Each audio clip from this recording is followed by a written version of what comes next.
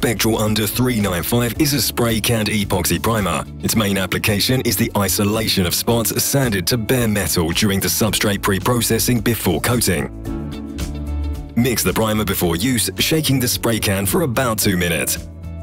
A special nozzle provides a spray jet imitating a conventional spray gun.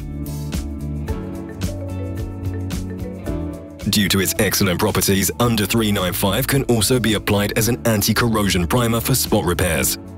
Apply the primer on a degreased and dried substrate in 2 or 3 thin layers. If 2 layers are applied, they are fully cured in 10 minutes already. The Under 395 develops a smooth surface without overspray. Blow the nozzle clean after work.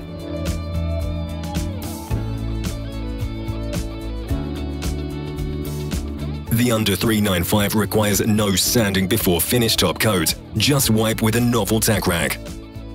Spectral.